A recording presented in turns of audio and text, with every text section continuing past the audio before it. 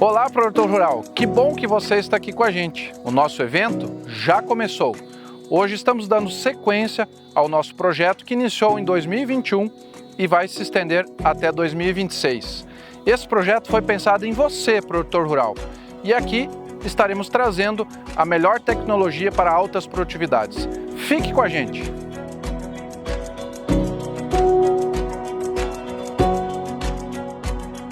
Bom dia a todos, meu nome é Marcos Aurélio Marangon, sou funcionário da Embrapa. Sejam bem-vindos ao projeto de alta performance de grãos com sustentabilidade. Aqui nós vamos apresentar para vocês uma reunião de várias tecnologias de ponta sendo trabalhadas de uma maneira conjunta para mostrar que nós podemos obter um resultado de maior potencial das cultivares de feijão, que estão aqui, de soja, de milho e de trigo. Então aproveitem bem este evento. Meu nome é Henrique De Biasi, eu sou pesquisador da Embrapa Soja em Londrina, no Paraná, desde 2008. A minha área de pesquisa é com o manejo do solo e da cultura, focado principalmente na melhoria do perfil do solo para obtenção de altas produtividades e redução das perdas por estresses ambientais, né, como está ocorrendo esse ano, infelizmente, em grande parte do estado do Paraná. O meu objetivo aqui não é esgotar o assunto, mas sim trazer algumas informações de pesquisa que vão motivá-los a melhorar o manejo do solo, buscando a produção dos chamados insumos de sistema, como eu vou falar posteriormente. Então, no primeiro tópico, nós vamos falar, então, do manejo do solo como um fator determinante da produtividade e vamos introduzir para vocês o conceito de insumos de sistema, mostrando aí o retorno que se tem em termos de aumento de produtividade quando se produz esses insumos do sistema de produção. Depois, nós vamos falar um pouco sobre a questão da fertilidade física do solo, alguns conceitos e sua relação com a produtividade, como construir a fertilidade física no perfil. E, por fim, vamos discutir rapidamente algumas opções para a diversificação de culturas aí na região de vocês, tá? Então, o manejo do solo para alta produtividade, ele é focado no aumento da fertilidade do solo. Então, esse manejo do solo envolve um conjunto de práticas para aumentar a fertilidade do solo, que é definida aqui como sendo a capacidade do solo em produzir com sustentabilidade ao longo do tempo. E hoje a fertilidade do solo ela é considerada sob o ponto de vista integral, ou seja, ela é uma soma dos fatores biológicos, físicos e químicos, bem como suas interações. Tá? Então, não é mais só aquele conceito focado na química do solo, onde fertilidade era considerada a capacidade do solo em suprir nutrientes para as plantas. Hoje, o conceito envolve também a parte biológica e a parte física do solo. Então, para se produzir, pessoal, a parte do perfil físico e biológico dos solos, nós precisamos produzir os chamados insumos de sistema. Os insumos de sistemas envolvem a palha, a cobertura permanente do solo, né? A diversidade biológica, a diversificação de culturas e a ausência de revolvimento. Então, são 4 pilares básicos que são dados pela adoção do sistema plantio direto e, principalmente, dentro do sistema plantio direto, da diversificação de culturas dos sistemas de produção. Então, como esse slide mostra aqui, eu vou tentar passar para vocês os impactos que esses insumos de sistema trazem sobre a produtividade das culturas. Então, vocês têm aqui, nesse slide, uma foto tirada na safra 2003, 2004. Então, é uma safra antiga, mas é porque foi nessa safra que nós tínhamos essas duas situações que vocês veem aqui na foto, né? 2 parcelas lado a lado nesse experimento, uma com o sistema plantio direto de 14 anos e outra com o sistema plantio direto de 2 anos. Então, nessa safra aqui foi constatado um déficit hídrico bastante pronunciado, né? E vocês vejam que tem uma grande diferença aqui no desenvolvimento da soja entre essas duas parcelas. É a mesma cultivar, semeada no mesmo dia, em cima de palhada de trigo, e vocês veem que a soja, na parcela aqui correspondente ao plantio direto mais antigo, de 14 anos, tem um desenvolvimento muito maior.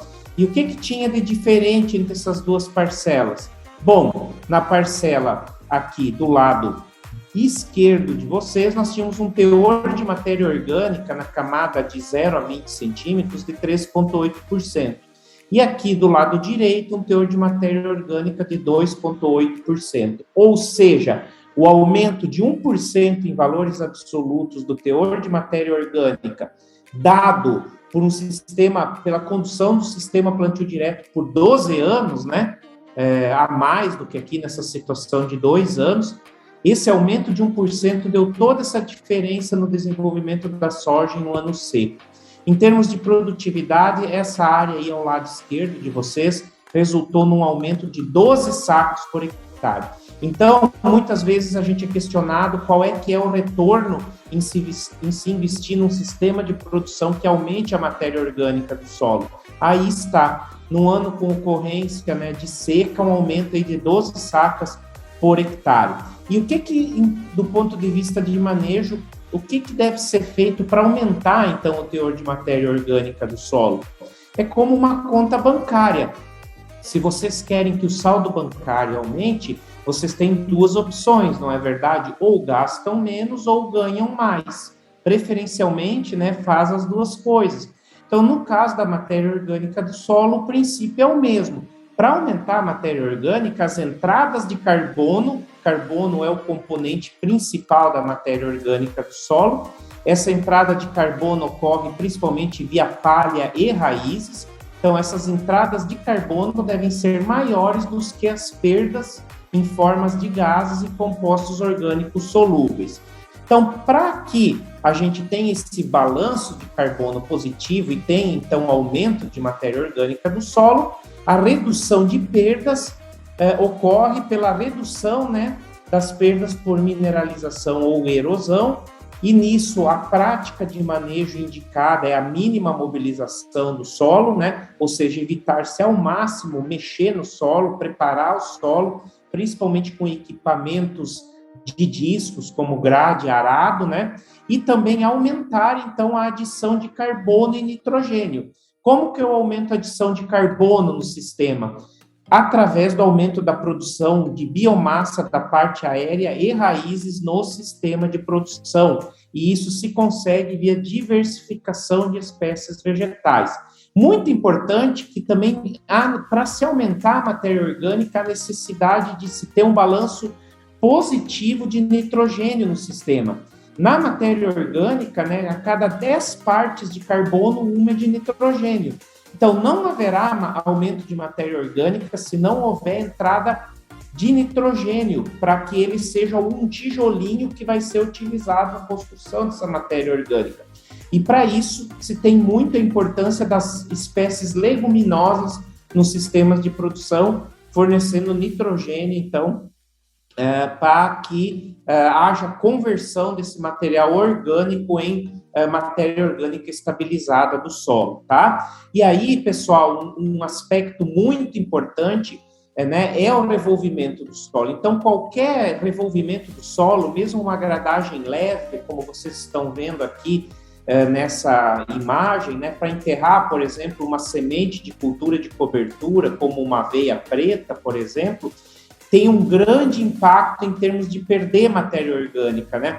Para vocês terem uma ideia da magnitude que uma operação de preparo do solo com uma grade leve a 5 centímetros de profundidade pode ter, os dados do professor Juca aí de Ponta Grossa, né, da Universidade Estadual de Ponta Grossa, mostram que uma gradagem leve para incorporar semente de aveia resultou na perda de 900 quilos de carbono em 7 dias. Né, para vocês terem uma ideia, a aveia que ele está semeando ali teria que produzir 15 toneladas de biomassa, somando a parte aérea com raízes, para compensar o que ele perdeu de carbono em 7 dias. Por isso, pessoal, que um dos princípios para aumentar a matéria orgânica é evitar-se ao máximo qualquer tipo de operação de preparo, porque o efeito na mineralização dos compostos orgânicos é muito grande. Também para dar para vocês uma noção de magnitude, né, do quanto que o acúmulo de matéria orgânica é um processo lento e então a gente tem que fazer de tudo para preservar essa matéria orgânica. Eu trago aqui um trabalho que nós conduzimos aqui num ensaio de longa duração na Embrapa Soja, onde nós fizemos uma simulação do tempo estimado para se aumentar o teor de matéria orgânica em 1%, ou seja, de 2,5 para 3,5%, na camada de 0 a 20 centímetros, aqui em Londrina, num solo muito argiloso, lembrando que nós estamos aqui a 600 metros de altitude. Tá? Então, se nós formos para um solo mais arenoso ou para um clima mais quente do que o Londrina, esse tempo que eu vou mostrar para vocês vai ser ainda maior. Tá? O contrário também é válido. Solos mais argilosos ou regiões mais frias, a tendência é que esse tempo reduza. De qualquer maneira, na sucessão trigo-soja, se levaria 53 anos para aumentar a matéria orgânica de 2,5 para 3,5. Numa sucessão soja, milho segunda safra, que é comum aqui na região de Londrina, com alta tecnologia, já cairia para 25 anos, porque o aporte de palha e raízes, principalmente via milho, é maior do que o trigo. E num sistema de soja seguido de milho segunda safra consorciado com braquiária, esse tempo cairia para 12 anos, tendo em vista que o aporte de palha é maior do que nesse sistema soja-milho segunda safra solteiro. Se for colocado uma gradagem todo ano, vejam que nas duas primeiras sistemas, trigo, soja e milho segunda safra soja, é impossível se obter esse aumento de 2,5 para 3,5. Vai estabilizar em algo ali em torno dos 3% o teor de matéria orgânica. E no caso do sistema soja, milho segunda safra mais braquiária, esse tempo praticamente dobra, indo para 23 anos. Então, esse aqui é um exemplo, claro, ilustrando, né, a importância, né, de se ter alta adição de biomassa, principalmente de raízes, e também a mínima mobilização do solo para aumentar a matéria orgânica e, com isso, aumentar a capacidade do solo de reter nutrientes, melhorar a estrutura desse solo, aumentando infiltração e retenção de água, e também resultando numa maior atividade e diversidade biológica do solo, e assim aumentar a produtividade, como eu mostrei para vocês no primeiro slide. Então, aqui mais um exemplo para ilustrar agora a importância de outros dois insumos do sistema, que são importantes para a formação da fertilidade física e biológica do solo, que são a cobertura permanente com palha e as raízes das plantas que compõem o sistema de produção. Então, eu vou dar aqui dois exemplos, né? Um na safra de 2015 e 2016. Eu não vou entrar em detalhes da metodologia do trabalho, tá? Então, nós tínhamos uma área em pousio, né? Ou seja, passou o outono e inverno sem cobertura alguma, solo nu, sem raízes, sem palha. Nossa testemunha, 35 sacos por hectare de soja, quer dizer, uma produtividade baixíssima. Nesse caso, nós usamos, né, espécies de cobertura tropicais, né, como a Braquiária rusiziensis ou a Braquiária brisanta piatã. Quando nós tínhamos somente a palha, ou seja, nós tínhamos uma parcela, cortamos as plantas e colocamos a palha numa área que ficou em pousio no inverno. Então, somente a cobertura já resultou no aumento de 8 sacos por hectare na produtividade. Na área onde ficou só a raiz, né, mas sem cobertura nenhuma, esse aumento foi de 19 sacas por hectare em relação à testemunha. E quando se teve raiz e palha junto, o aumento foi de 28 sacas por hectare. Então, vocês vejam que tanto a cobertura quanto as raízes são importantes, né? E no caso de uma espécie tropical de cobertura, a raiz foi mais importante, né? Por todo o trabalho que ela faz na estruturação do solo, na descompactação do solo, na abertura de bioporos, né? Que vão servir para a água infiltrar, para a água ser retida e para as raízes de soja crescer em profundidade, explorando melhor o perfil em busca de água e nutrientes e tolerando mais períodos ou de excesso de chuva ou de falta de chuva. Outro exemplo nós fizemos foi com trigo e soja, também num ano seco, 2018-2019, foi um ano muito seco aqui em Londrina. Então, novamente, em Pousio, 45 sacos por hectare. Quando eu tinha palha, somente a palha da aveia e do trigo, isso já subiu para em torno de 60 sacos por hectare, isso no ano seco, tá? Quando se tinha só raiz, mas não tinha cobertura, aumentou 14 sacos. E quando tinha os dois, aumentou 25 sacos. Moral da história, repetindo o que a gente falou, tanto a cobertura com palha quanto as raízes das culturas que compõem o sistema, antecedendo a cultura da soja, do feijão, do milho, né, de verão, são importantes. Porém, o efeito da raiz corresponde a 50% a 70%, né, do aumento de produtividade nas culturas que vem em seguida, e a palha de 30% a 50%, tá? Um exemplo aqui para a cultura do feijão, né, que é muito importante aí na região e é o principal alvo, né, desse evento, né? Nós temos a curva de resposta em termos de produtividade relativa, né, do feijão em relação à irrigação, né, as lâminas de água aplicadas, isso no cerrado, né, num sistema plantio direto com 10 toneladas por hectare de palha, comparado a um sistema plantio direto com 4 toneladas por hectare. Então, vocês veem que sempre o sistema plantio direto com menos cobertura, a produtividade do feijão foi menor, né? Com uma lâmina de água de 400 milímetros, a produtividade aí do feijão foi cerca aí de 35% menor na área com 4 toneladas de palha, comparativamente à área com 10 toneladas, né? Se nós compararmos aqui, por exemplo, a produtividade do feijão com 400 milímetros de lâmina d'água, ela foi mais ou menos equivalente à produtividade do feijão aqui, ó, no 10 toneladas com 200 milímetros. Ou seja, a cobertura do solo proporcionou, né, basicamente dobrou a eficiência de uso da água no sistema plantio direto, pelo efeito que a cobertura tem de reduzir a evaporação e principalmente de manter uma temperatura mais favorável aos processos biológicos do solo e também ao crescimento radicular, tá? Aqui, mais um exemplo, né, mostrando, então, a relação entre a produtividade relativa de diferentes culturas, isso também no Cerrado brasileiro. Então, aqui nós temos aqui produtividades aqui nesses resultados de soja, de milho, de feijão preto, né? Então, mostrando que à medida que se aumenta a atividade, a diversidade biológica no solo, se tem um aumento na produtividade relativa das culturas, né, de 17% para 88% do máximo observado na área.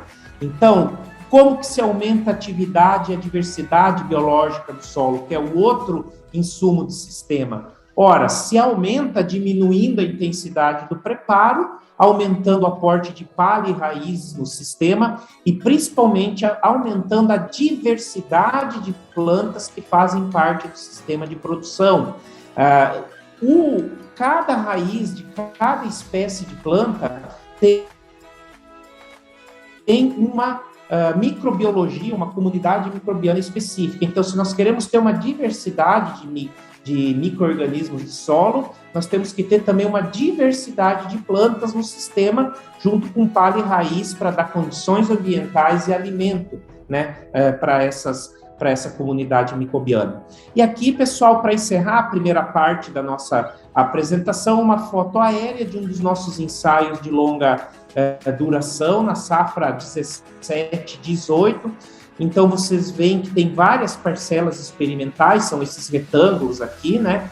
E vocês também podem notar que tem alguns retângulos que a soja está amarelada, comparativamente a outros retângulos que a soja está com uma cor esverdeada, com o ciclo um pouco mais alongado, né? Então, aqui é a mesma cultivar, mesma data de plantio, a diferença é que as parcelas mais verdes, né, onde a soja está melhor, é o sistema plantio direto com a produção de todos os insumos do sistema, palha, raiz, mínima mobilização e diversidade biológica. E onde a soja está pior é o preparo convencional. No preparo convencional, eu não tenho os insumos do sistema. E a diferença de produtividade, então, foi de quase 25 sacos, onde eu tinha os insumos de sistema para onde eu não tinha. Tudo isso, pessoal, essa primeira parte, foi para mostrar para vocês que vale muito a pena investir na produção dos insumos de sistema. E a base para essa produção é o não revolvimento do solo, mas principalmente diversificar o sistema de produção, colocando não só maior diversidade de plantas, mas também palha e raiz no sistema. Então, hoje, um dos grandes problemas, se não o principal em termos de fertilidade do solo, é a degradação da parte física, como mostrada nessa foto aqui claramente, né, a existência de uma camada compactada de solo é bastante comum. Geralmente essa camada compactada ela está localizada entre 8 a 20 centímetros e a formação dela está associada em grande parte à baixa diversidade, ao baixo aporte de palha e raízes no sistema de produção. Só que para a gente entender como manejar a fertilidade física do solo, né, nós precisamos primeiramente entender alguns conceitos, porque nós temos percebido que, em geral, nós não temos claro o que é um solo bom fisicamente. Então, um solo bom fisicamente é aquele capaz de prover a infiltração total da água da chuva, mas também prover uma adequada disponibilidade hídrica, tá? Então, muitas vezes você tem um solo com bastante macroporos, bastante solto, ele tem uma infiltração de água alta, porém ele se comporta como um solo arenoso e ele não retém água. Além disso, ele tem que prover oxigênio aos processos biológicos, ou seja, ele tem que ter uma determinada porcentagem do espaço poroso do solo destinada a ser ocupada pelo oxigênio. Tem que proporcionar condições físicas para o crescimento das raízes, ou seja, ter uma resistência mecânica não impeditiva.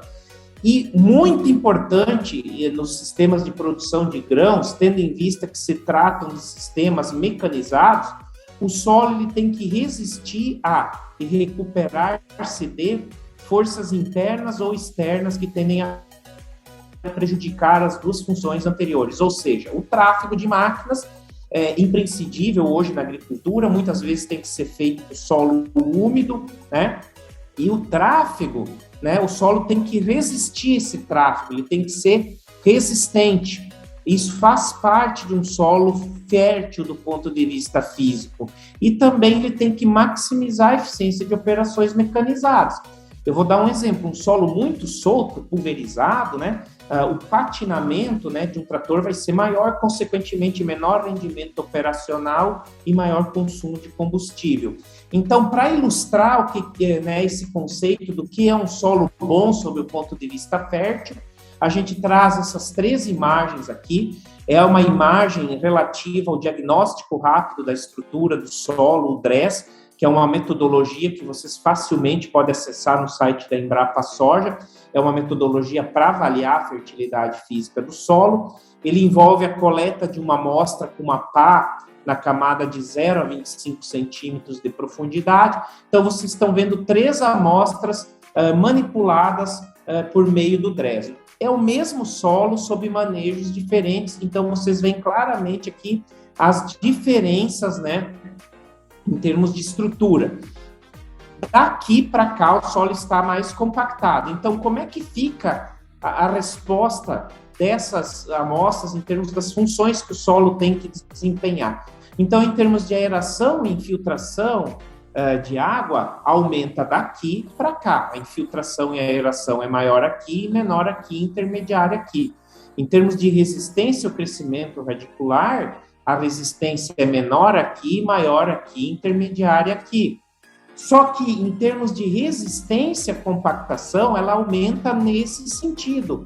Então, pelas 2 primeiras funções, o melhor solo seria esse. Porém, com um tráfego, como ele é muito solto, e hoje nós podemos ter tráfego aí de uma colhedora pesando 25 toneladas até, né? Ele, com um tráfego, ele se compacta nesse nível aqui, por exemplo, tá? E em termos de água disponível, né? A melhor disponibilidade também é na amostra do meio, porque aqui ele é muito solto, então a água desce muito rápido, não é retida. Eles, apesar de ser um solo argiloso, ele se comporta como um solo arenoso. E aqui, né, o solo está tão compactado que a infiltração é baixa e também a energia de retenção da água é baixa, tá? Então, pessoal, ao contrário do que muita gente pode pensar, esse aqui não é o melhor solo sob o ponto de vista físico. O melhor solo é o do meio, que traz uma solução de compromisso entre as diferentes funções que o solo tem que exercer. É um solo que não é compactado excessivamente, mas é um solo bem estruturado, que vai reter mais água e vai dar uma boa suporte, né, contra a compactação. E esse gráfico aqui, né, mostra como a planta enxerga isso. Isso aqui é produtividade da soja, né, em função da resistência mecânica do solo à penetração na camada de 10 a 20. Ou seja, é a produtividade em função da compactação. Então, vocês veem que no caso da soja, ela não é uma linha reta, é uma linha curva. Então, eu tenho perda de produtividade quando o solo é muito compactado, mas tenho perda também de produtividade quando o solo é muito solto. Então, aqui estão as situações, ó. Solo muito solto, aquela primeira foto aqui que eu mostrei para vocês, né? Aqui, ó, perda de produtividade. Solo muito compactado, perda de produtividade. A melhor produtividade foi naquela situação intermediária. Mesma situação ocorreu para o milho, tá? Mesma resposta. Perdeu com o solo muito compactado, mas perde também com o solo muito solto, que nesse caso aqui foi submetido a uma escarificação. O trigo, repetindo de novo, perda de produtividade nos extremos, solo muito compactado, solo muito solto. Aí, pegamos um exemplo da literatura para mostrar, né, a resposta do feijão a essa situação. Uma resposta diferente, né, mas no mesmo, digamos assim, sentido da soja, né? Então, perdeu produtividade com o solo muito compactado, né? Num nível maior do que a soja. A gente sabe que o feijão é mais sensível à compactação do que excessiva do que a soja, mas mesmo o feijoeiro perdeu produtividade quando o solo estava muito solto. Então, pessoal, para agricultura de grãos, um solo muito solto não é o melhor solo sob o ponto de vista físico.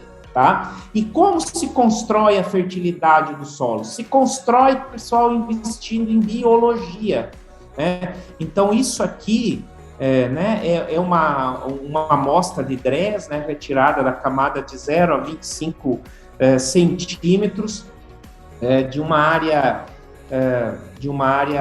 de mata, né, onde vocês podem ver, né, que a estrutura está muito boa, né? E o que fez essa estrutura? Foi o aporte de material orgânico da floresta, folhas, galhos, raízes. Esse material orgânico estimulou a atividade biológica e gerou essa estrutura extremamente favorável do ponto de vista das funções físicas que o solo tem que desempenhar no sistema de produção, né? Aqui já um exemplo comparando uma área de vegetação natural com uma área agrícola. Isso aqui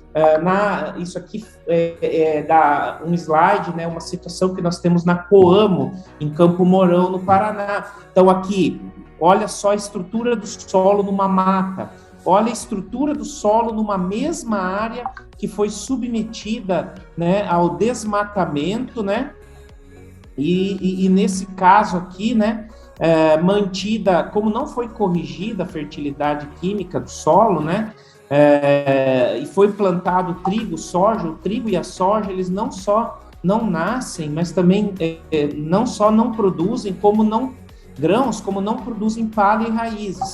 Então, pela falta de palha e raízes, né, a gente tem, né, essa formação dessa camada compactada, mesmo não tendo tráfego. Tá? Então, a degradação da estrutura, na verdade, é um sintoma de um solo biologicamente morto. Não é só o tráfego que resulta na degradação do solo, tá? Então, indo em frente aqui, olha o exemplo do manejo biológico do solo, né? Comparando uma área de rotação de culturas, onde eu tenho trigo, tenho soja, várias espécies, né? Olha como está a estrutura comparativamente, né, a área onde eu tenho uma sucessão de trigo e soja, já claramente com a formação de uma camada compactada, ao passo que aqui nós não temos essa camada compactada.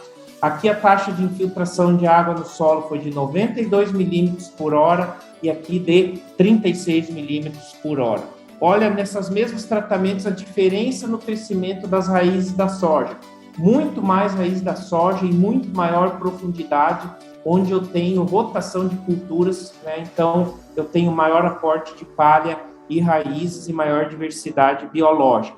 E aqui um resumo, né, do que está por trás da construção da fertilidade física. À medida que eu aumento a adição de palha e raízes no sistema e também aumento a atividade e a diversidade biológica, passando do pousio, né, o trigo e soja para a rotação de culturas, cada vez mais eu melhoro a estrutura do solo e mais me aproximo da floresta. Vejo aqui que onde eu tenho a rotação de culturas, né, envolvendo aí espécies como aveia, milho verão, forrageiras tropicais, né, eu tenho uma estrutura muito mais parecida com o solo de floresta. E em termos, né, de espécies vegetais para construir a estrutura do solo, as melhores são as gramíneas tropicais, né? Então aqui vocês têm o exemplo das raízes das braquiárias. Eu mostro aqui raiz de braquiária, né, mas outras gramíneas tropicais como o milheto, o sorgo, o sudão, né, capim-sudão, tem realmente uma grande capacidade de produzir raízes nessa trincheira que tem 1 metro de profundidade. Então, essas raízes estão chegando a 1 metro de profundidade, descompactando esse solo, abrindo bioporos, né, que vão servir para infiltração e retenção de água. Tá? Então, as gramíneas tropicais, pessoal, com raízes fasciculadas, são as melhores opções para a construção da fertilidade estrutural. Então, mesmo em regiões mais frias como a de vocês, nós temos oportunidade, né, de colocar as gramíneas tropicais no sistema. Por exemplo, entre a janela da colheita da soja ou do feijão e o plantio do trigo. Aí nós temos uma janela, né, que pode ser ocupada com gramíneas tropicais, né, para a gente potencializar esse efeito que as raízes têm em melhorar a estrutura do solo. Olha o que as raízes do milheto podem fazer. Então, isso aqui é uma toceira de milheto perto de um carreador, né, compactado. Nós tínhamos aqui, uma trincheira aberta para um dia de campo, então aqui pegou uma parte dessa trincheira, pegou essa toceira no carreador compactado, e vocês veem que onde tem o efeito da raiz do milheto, ele fragmentou, ele estourou toda a estrutura compactada do solo, mostrando o grande efeito que essas raízes das gramíneas tropicais têm em melhorar a estrutura do solo. E é claro, a gente fala muito em gramíneas tropicais, mas as gramíneas subtropicais, como a aveia, também têm uma grande capacidade de crescimento radicular, não tanto quanto as tropicais, mas podem chegar, por exemplo, a 1,5 metro de profundidade, como vocês veem aqui na foto, também são importantes, tá? E aí, para finalizar, né, essa é a nossa conversa de hoje, né, eu coloco a questão do manejo mecânico, né, a escarificação. Então, muitos produtores têm adotado a escarificação como forma de descompactar o solo, né, embora ela seja uma ferramenta, a gente tem que tomar muito cuidado, porque temos visto que muitas vezes ela é desnecessária ou é feita de maneira inadequada, trazendo custos e não só isso, até mesmo podendo reduzir a produtividade, como eu mostrei para vocês anteriormente, tá? Então, aqui mostrando que, no geral, né, a escarificação, são ensaios de longa duração aqui em Londrina, né? Escarificação não trazendo aumento de produtividade na soja, numa média aí de 23 safras, tá? No caso do feijão, trabalho realizado em Santa Maria, no Rio Grande do Sul, mostrando, né, que a escarificação, o PDE aqui, não aumentou a produtividade em relação ao plantio direto não compactado, tanto na presença quanto na ausência de irrigação. Somente houve efeito de irrigação efeito de escarificação na ausência da irrigação, né? E em relação ao plantio direto, mostrando então, né, que o efeito da escarificação somente é positivo quando se tem uma área que está compactada, né? No caso aqui, com pelo menos uma resistência à penetração superior a 2,5 megapascal. Que um trabalho semelhante, mostrando raízes de feijão, né, em áreas de um plantio direto compactado, contínuo e escarificado, né? Nós vemos aqui que o efeito no crescimento radicular no escarificado só ocorreu em relação ao compactado, em relação ao contínuo não houve esse problema, né? E o mesmo ocorrendo, né, com a questão da produtividade. Somente houve resposta da produtividade do feijoeiro à escarificação quando se comparou com uma área de sistema plantio direto que estava compactado. Então, a escarificação, né, ela tem posicionamento somente como uma prática corretiva, como uma cirurgia e adotada com critério, né? Utilizar ela sem um diagnóstico que realmente indique que ela é necessária é perder dinheiro e pode até levar à perda de produtividade de todas as culturas de grãos, né? Nessa tomada de decisão, considerar a necessidade de correção da acidez superficial, considerar a variabilidade espacial do estado de compactação. Às vezes, você tem problemas de compactação localizados, mas nas cabeceiras das áreas, e se faz a escarificação na área toda. Não, então se adote a prática apenas nas áreas, nas regiões do talhão onde ela é necessária.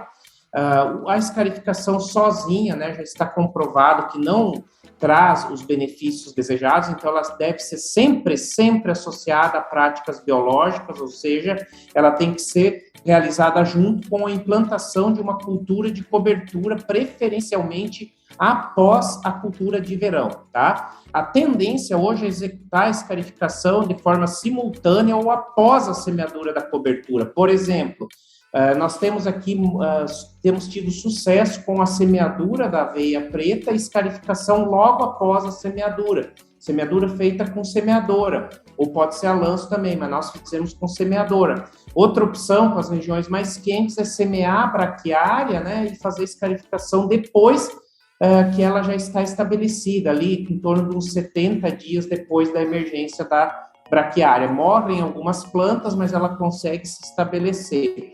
Tudo isso para que não haja tráfego logo depois da escarificação. Se for deixar para plantar depois, fatalmente haverá tráfego.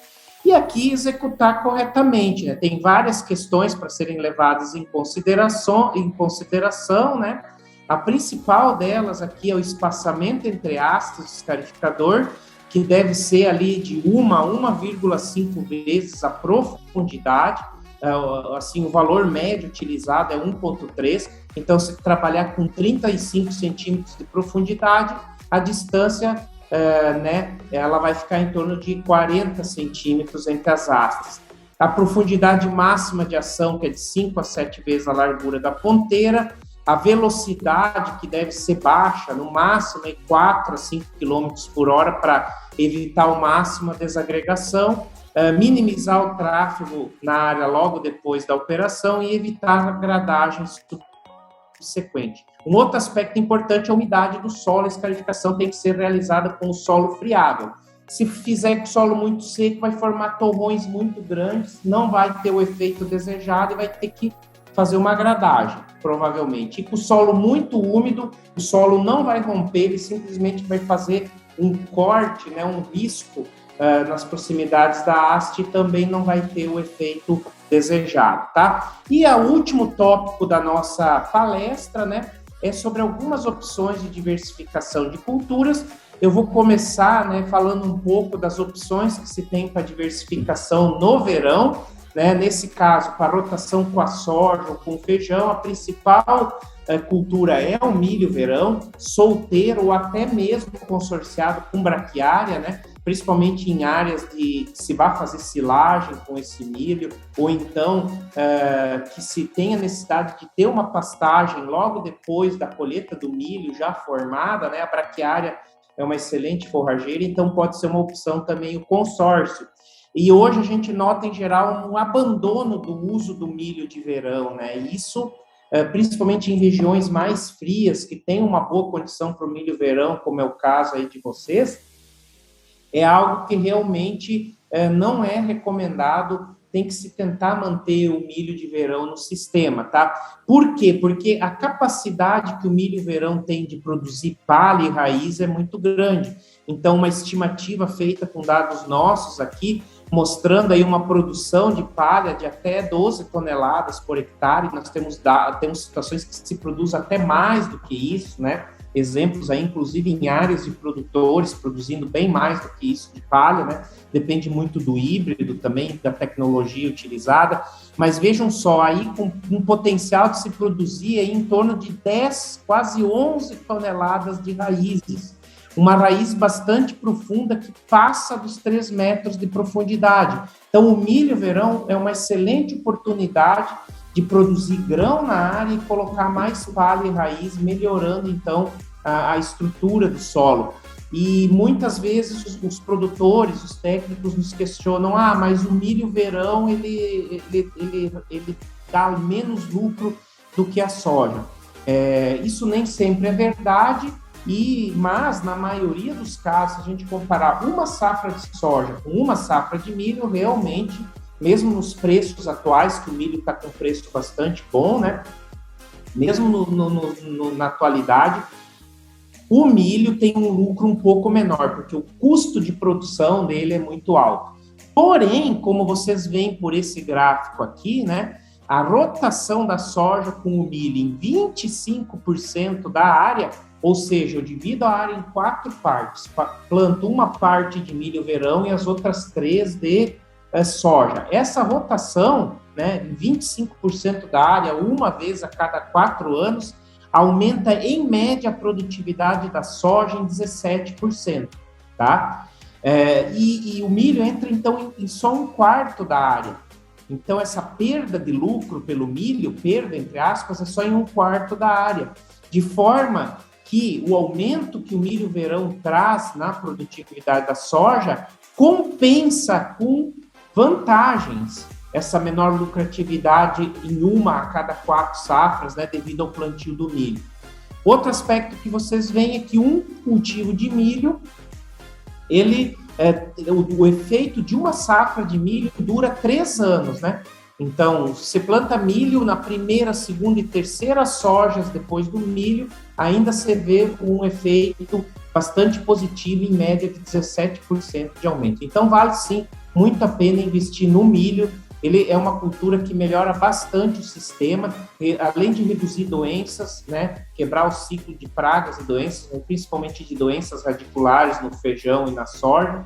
Ele melhora muito a questão da estrutura do solo, tá? Então, a recomendação da pesquisa é de 25% a 50% da área ocupada com uma gramínea no verão, como, por exemplo, o milho, tá?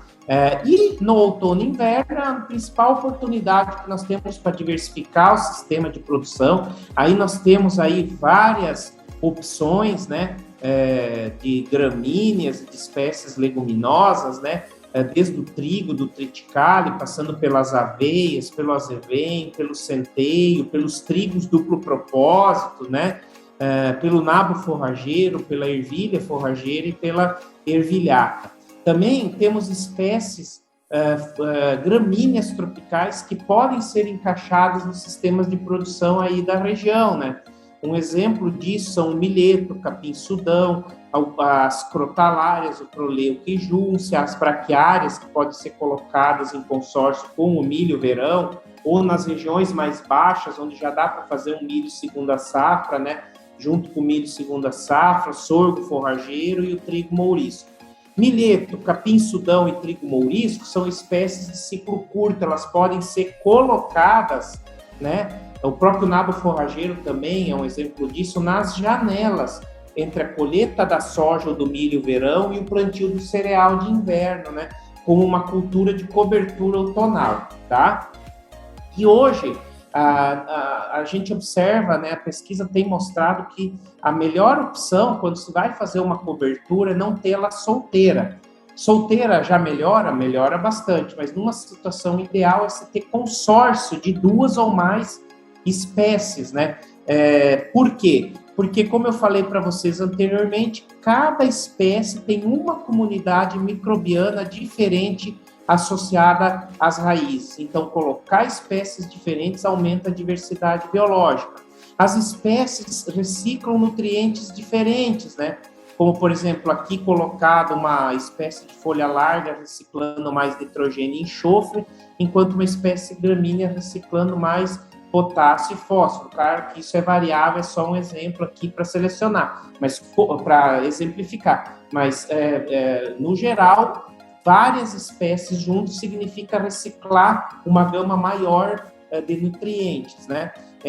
Também você juntar espécies com ciclos diferentes, por exemplo, uma espécie com um ciclo de 180 dias mais longo, com uma espécie de crescimento mais rápido, permite, por um lado, com a espécie de crescimento mais rápido, fechar logo o solo e proteger contra a erosão, e, por outro lado, ter um período maior de cobertura que só com a espécie de ciclo curto não se conseguiria, tá? E, especificamente nesse caso, né, é muito importante, num consórcio, colocar espécie de raiz cabeleira fasciculada junto com espécie de raiz pivotante. As raízes cabeleiras, elas formam os bioporos menores, que vão reter a água, vão ser importantes para a condução dessa água, para estabilizar os agregados, e elas também têm uma maior distribuição e uma maior capacidade de penetração em camadas compactadas. Isso faz com que, em solos, aqueles solos mais compactados, elas tenham um efeito melhor. A raiz pivotante em solo muito compactado, às vezes ela encontra a camada compactada e entorta, não consegue, então, descompactar o solo. E as raízes pivotantes, elas vão abrir, então, aqueles bioporos maiores, que vão servir para infiltração da água e para aeração, e vão fazer aquela ruptura mais grosseira da estrutura. Claro que tem um limite, se for muito compactado, pode alguma raiz entortar, né? Tudo isso. Então, tudo isso, pessoal, mostra a importância de se ter no outono e inverno espécies de cobertura, preferencialmente com consórcios de 2 ou mais espécies, para a gente aliar, né, os benefícios das diferentes espécies em termos de descompactação, reciclagem de nutrientes, ciclo e assim por diante, tá? Então, aqui alguns exemplos de consórcio, tá? Eu não vou me alongar, não vou detalhar aqui. Os números em vermelho, entre parênteses, são as quantidades de semente por hectare. Isso de espécies de inverno, e aqui alguns dos exemplos de consórcios de espécies de verão. Alguns desses consórcios, como milheto com nabo forrageiro, né, ou milheto, nabo forrageiro e trigo mourisco, né, ou milheto e trigo mourisco, são consórcios que têm um grande potencial na região mais fria como plantas para serem colocadas como cobertura outonal, tá? Estamos chegando no fim da apresentação já, só mostrar alguns resultados, né, econômicos e de produtividade em áreas com ou sem diversificação no outono e inverno. Então, esse aqui é um trabalho conduzido na Fazenda Experimental da Coamo, em Campo Mourão, trabalho de longo prazo.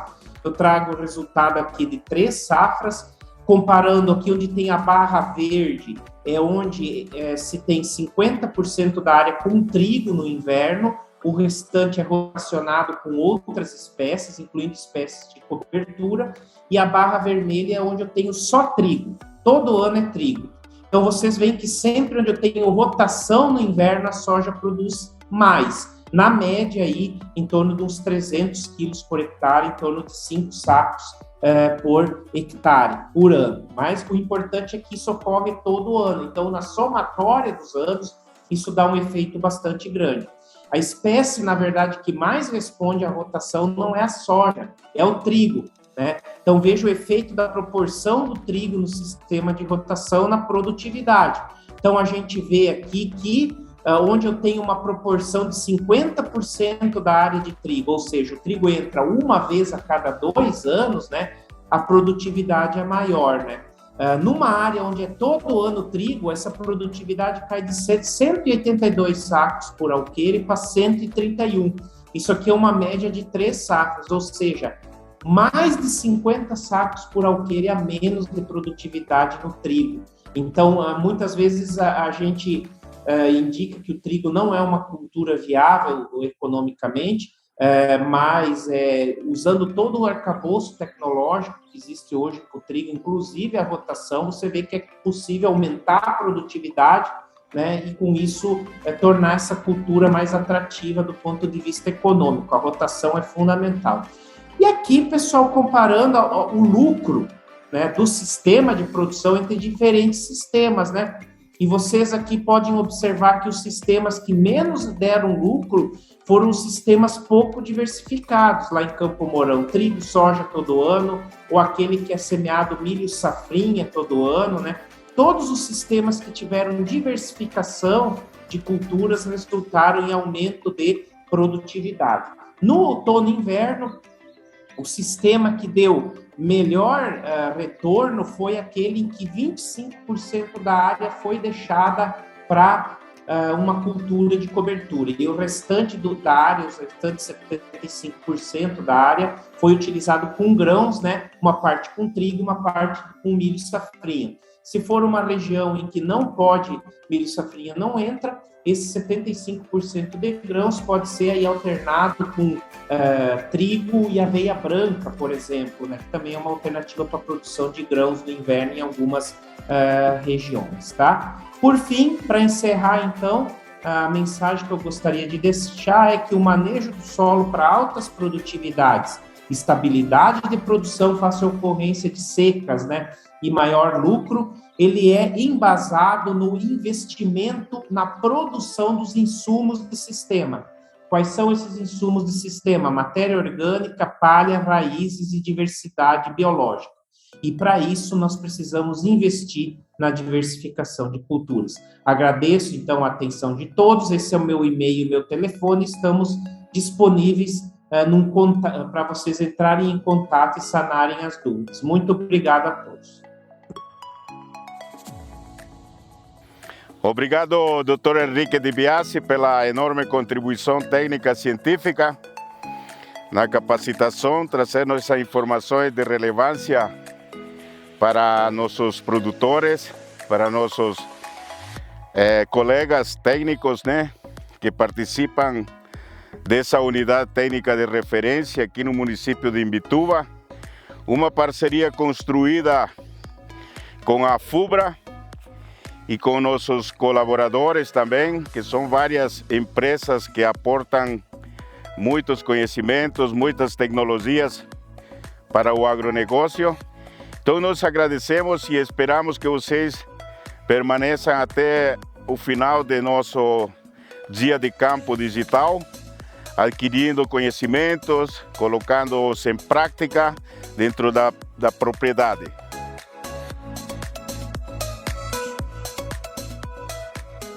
Olá pessoal, estamos aqui no município de Imbituba, no Paraná, participando do segundo dia de campo online do projeto Manejo para Altas Produtividades, em parceria com a FUBRA e a Embrapa. Meu nome é Arthur Tax, sou representante de vendas da Adamar, responsável técnico aqui por toda a região dos Campos Gerais. Dentro das propostas de valores da Adamar, que seria o Listen, Learn, Delivery, que seria escutar os produtores rurais, entender as suas necessidades e entregar soluções inovadoras através de um portfólio robusto de ferramentas que auxiliam o produtor na tomada de decisão na busca do aumento de produtividade.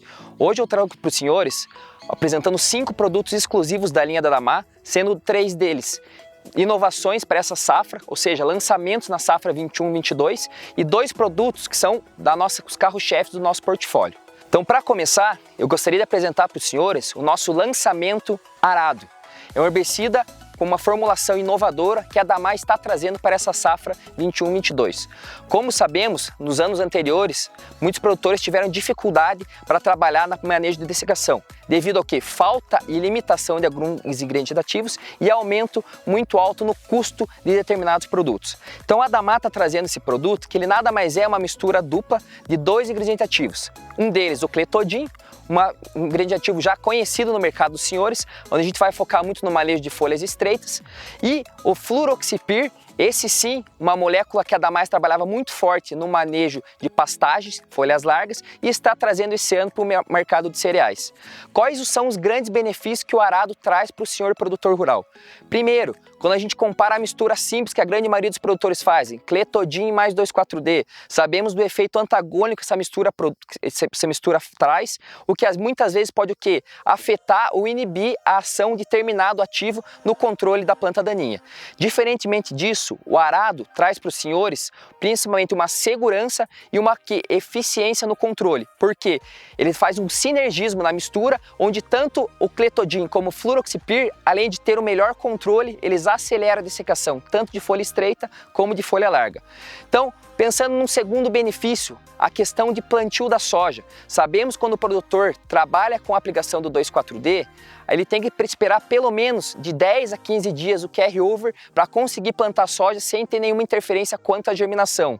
O fluroxipir tem essa vantagem que o produtor pode aplicar ele hoje, ou seja, aplicou o arado hoje, já pode entrar plantando amanhã sem interferência ou sem dano algum para a cultura da soja. Tá legal? E o terceiro benefício, a gente fala que seria o quê? Espectro de ação. Um produto que já vem com uma formulação pronta para pegar tanto folha larga como folha estreita, tanto na manejo de daninhas da planta da soja, como do milho, do trigo e do feijão. O único ponto que para cereais como milho e para trigo, a importância de a gente esperar pelo menos 10 dias para plantar, devido à questão do residual do Clethodim. Mas para a soja, pode fazer o plantio hoje, plantar amanhã sem problema nenhum para a cultura. Ou seja, um produto que realmente tem muito a entregar valor e entregar o quê? Uma lavoura no limpo para o produtor conseguir startar bem. Dando continuidade, apresentar os senhores lançamentos da Damar, hoje estamos trazendo mais 2 produtos de lançamento, 2 fungicidas que foram agora, conseguiram o registro para a cultura da soja, agora nessa safra 21-22. O primeiro deles é o Armeiro. Esse é um produto que a Damar está apostando muito as suas fichas devido aos ativos que tem dentro da sua composição. Hoje é um produto que trabalha-se à base de 2 princípios ativos, um deles é o proteoconazol, um triazol já renomado e consagrado entre os melhores manejos para controle de ferrugem. E outro ingrediente ativo seria o Mancozeb, que é um multissítio, onde todos os produtos que a Damar estão lançando vem com a questão de colocar o multissítio na mistura, pensando o quê? Melhorar a performance dos ativos e aumentar a vida longa sem perder enquanto a questão de resistência. Então, a Armeiro vem com uma solução, uma formulação inovadora, trazendo proteoconazol, garantindo o quê? 80 gramas de proteoconazol por hectare, mais o Mancozeb na formulação líquida para garantir o quê? Facilidade operacional na concentração de 1000 gramas por hectare. Em relação ao posicionamento do Armeiro, nós vamos estar trabalhando com esse produto na dose de 2 litros por hectare. Um produto posicionado o quê? No fechamento de rua, para garantir que o produto seja aplicado e garante o atingimento o quê? Das folhas do bacheiro. Folhas muito principais, importantes, para a gente garantir o quê? Que a soja esteja carregada e garante principalmente o manejo inicial, garantindo que as vagens de baixo tem a condição para produzir, gerar produtividade e também garantindo que o manejo preventivo, fazendo com que as próximas aplicações de fungicida, ambiente mais tranquilo quanto à pressão não somente de manchas, mas também uma segurança para manejar a ferrugem asiática, que a gente sabe que lá na frente vai estar tirando nossa produtividade. Dando continuidade a mais uma ferramenta que a Damar traz para senhores produtores para a cultura da soja, a Damar está trazendo também o Cronos, um produto que já está consagrado no mercado e também pelo 3º ano consecutivo nos ensaios de rede para manejo de ferrugem asiática feitos pela Embrapa, é o tricampeão como a melhor performance para manejo de ferrugem. Ou seja, é um produto que entrega o quê?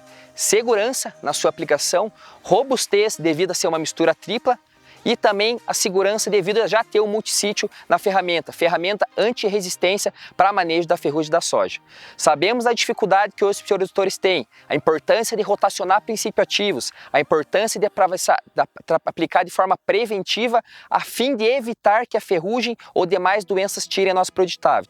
Por isso, o Cronos, nós vamos posicionar ele sempre o quê? Numa segunda, terceira aplicação, isso já com a soja mais formada, a soja já com a parte de R1 emitindo flores e emitindo a questão do canivetinho. Fazendo a aplicação de 2,25 litros por hectare, garante total o quê? Segurança, robustez e alcance de produtividade. Pessoal, outra ferramenta que eu gostaria de apresentar aos senhores seria o Acros.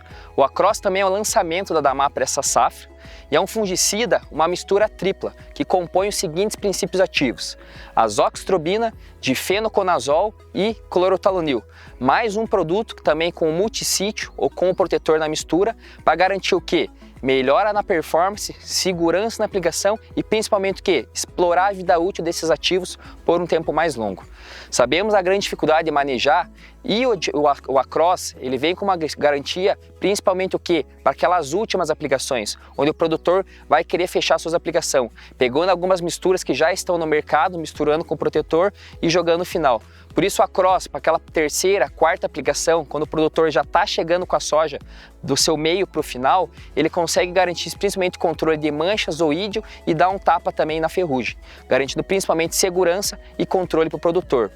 Outro ponto importante do Acros, que não somente para a cultura da soja, mas ele também tem registro para a cultura do feijão, com uma grande diferencial para manejo tanto de antracnose como mancha angular, por ter a presença do difenoconazol e do clorotalonil, quando aplicados de forma preventiva, vai te trazer controle e segurança, e também tem registro para a cultura do milho, para quem quer fazer o manejo da falsféria, manejo de todo o complexo de manchas na cultura do milho, também tem um bom controle, ou seja, um produto versátil, de amplo espectro de ação e garantia de resultado, consistência e segurança na sua aplicação. Para fechar, pessoal, o último produto e não menos importante, eu queria falar para vocês a respeito do Galil. Galil hoje é o nosso produto carro-chefe do portfólio da Damar para manejo de pragas sugadoras. Importante frisar que nesse ano de 2022 o Galil completa seus 10 anos de existência e se posicionando entre os principais produtos para manejo de pragas sugadoras. Quando olhamos para a cultura da soja, grande foco dele seria manejo de percevejos, mas também com um foco muito principal em manejo de outras pragas sugadoras, como trips, e também dando um tapa em vaquinha, dando um tapa em lagartas, pela questão da bifentrina que tem na sua mistura. Hoje o Galil é um produto de uma mistura dupla, bifentrina mais imidacloprid, e uma ferramenta essencial para você, produtor, colocar no seu manejo, para fazer o quê? Manejo de rotação de princípios ativos, rotação de produto para o quê? Melhorar a eficiência, garantir a segurança que o percevejo não vai estar tirando sua produtividade. E não somente na soja, produtor, mas vamos pensar no milho, para aquele produtor que é produtor de milho, sabemos da dificuldade que estamos vivendo na última safra em relação do ataque de cigarrinhas. Cigarrinha é uma praga que há alguns anos veio atacando a cultura do milho e hoje sabemos a importância de estar rotacionando o princípio ativo. Nunca mais posicionar aqui duas aplicações do mesmo produto e do mesmo ingrediente ativo, sempre rotacionando e fazendo aplicações preventivas, baixando a praga, baixando a sua população, com certeza a eficiência e o controle vai ser superior e a perca de produtividade pelo ataque com certeza vai ser reduzida ou praticamente zero. Então, dentro de todas essas ferramentas e dessas soluções que a Damar trouxe para você, produtor, eu gostaria daqui finalizar minha apresentação. Agradecer pela sua interação, agradecer pelo tempo de estar ouvindo nós, trazendo informação, trazendo conhecimento e principalmente agradecer a FUBRA e a Embrapa por esse espaço, por estar trazendo nós como empresas parceiras, sempre buscando o quê? Trazer informação, trazer tecnologia para auxiliar o produtor no aumento da sua produtividade e da rentabilidade no final de cada safra que a gente passa. Muito obrigado e qualquer dúvida a gente segue à disposição. Boa tarde, pessoal. Edgar Chebeski, representante da Raíques aqui para os Campos Gerais, hoje aqui no município de Imbituva, no projeto A FUBRA Embrapa para produtividades de alta performance de milho, soja e feijão, onde a Raíques é parceira desse projeto, fornecendo os mix de plantas para cobertura. Então a gente entra no outono, entra no inverno, nas diferentes janelas entre as plantas exploradas comercialmente, com diferentes mix conforme a janela, conforme o manejo, o desenho de cada parcela dessa. Então a gente está colaborando nos estudos e na pesquisa e procurando incrementar cada vez mais produtividade, trazendo essa melhoria para o solo, que é o que a Raíques traz para o produtor, é melhoria para o solo. Um outro item, talvez não, mas com certeza mais importante ainda do que a produção de matéria seca da parte aérea, por que eu digo isso? Porque produção de massa, queira ou não queira, a gente com aveia bem feita, um centeio bem feito, a gente consegue fazer, né, um volume interessante de massa. Mas mais importante que isso é a produção de raízes, é a safra de raízes que eu consigo oferecer, proporcionar para o solo com o uso dos produtos da Haix, né? Nesse slide em questão, a gente consegue observar o quanto a mais a gente consegue colocar de raízes no sistema. Isso em toneladas, né, de matéria seca de raízes por hectare. Comparado ao centeio, nesse caso, que é a nossa testemunha, que a gente sabe que o centeio tem uma raiz bastante agressiva e rústica, né? A gente de novo, né, consegue entregar uma média de volume de raízes bastante grande comparado ao centeio. Essas raízes, né, a gente vai comentar posteriormente, né, responsáveis por descompactação, por infiltração de água, por deixar canais no solo, por reestruturar esse solo, né, responsáveis pela reciclagem de nutriente, né? E claro, em função de ter várias raízes diversas no sistema, acontece a questão da ativação biológica desse solo, né? Da alimentação de vários grupos de micro-organismos ao mesmo tempo.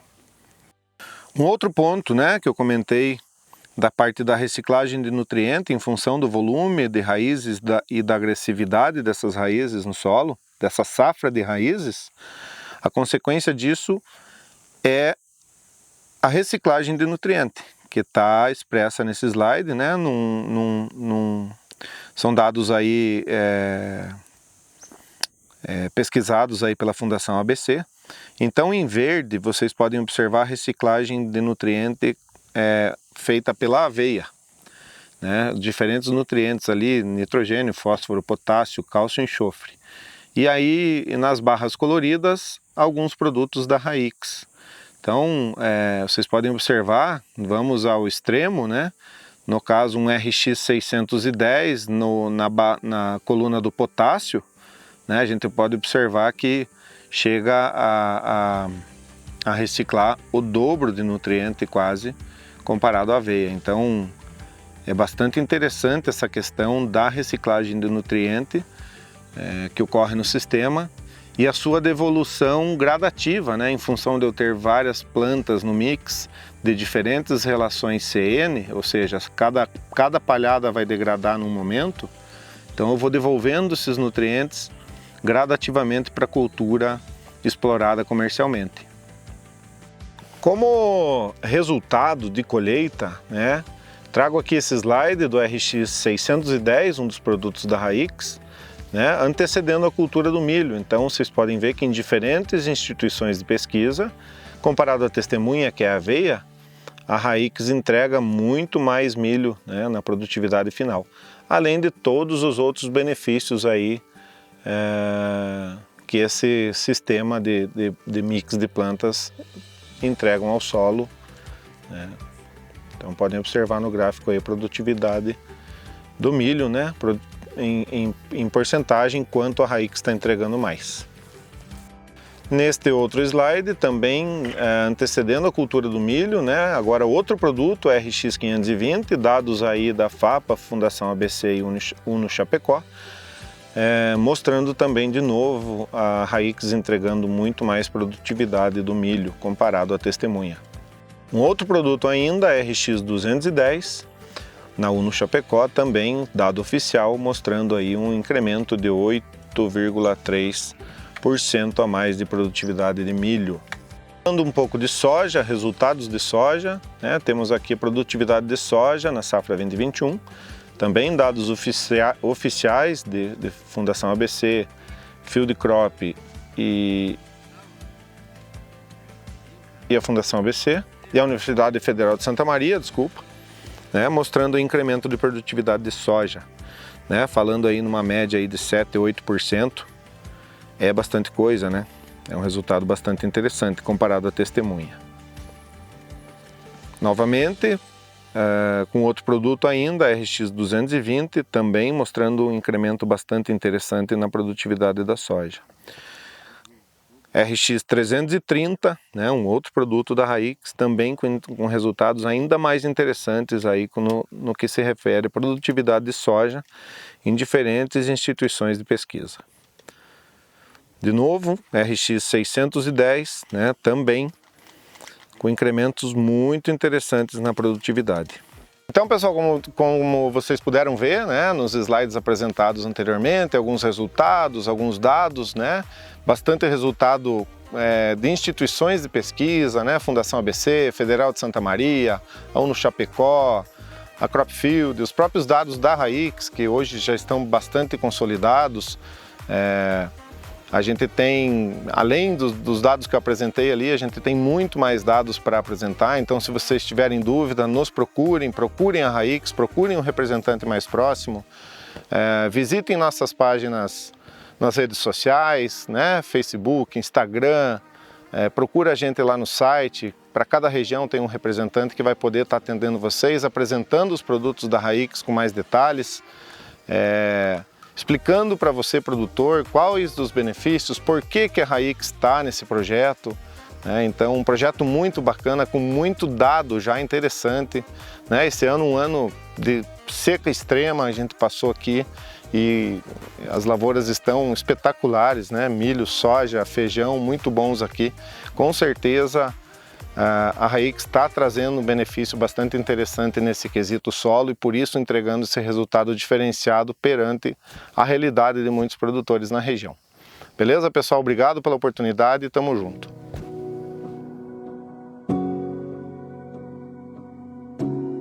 Olá, amigo produtor, meu nome é Elton, sou representante da Rudan Agrotecnologia, empresa do Rio Grande do Sul. Ela está sediada em Garibaldi.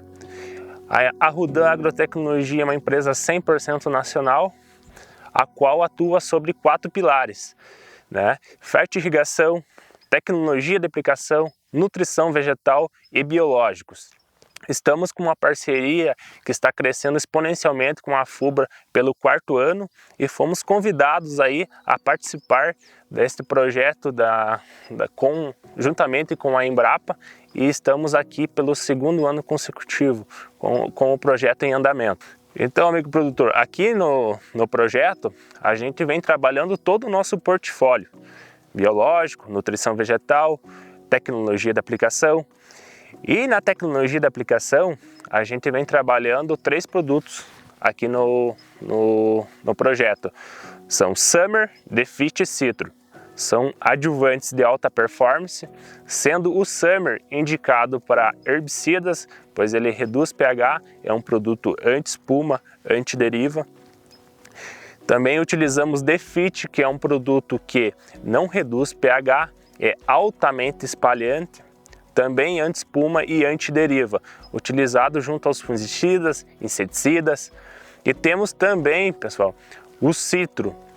O Citro é um produto altamente adesivo, translaminar, não agride camada serosa de planta, é um produto que não causa fito, pois a cultura do feijão é uma cultura bastante sensível a produtos que possam causar fito, produtos oleosos. Então a gente vem trabalhando Summer, Citro e Defeat nas aplicações conforme o indicado por nós, né? Sendo aplicações herbicidas, aplicações fúngicas, né?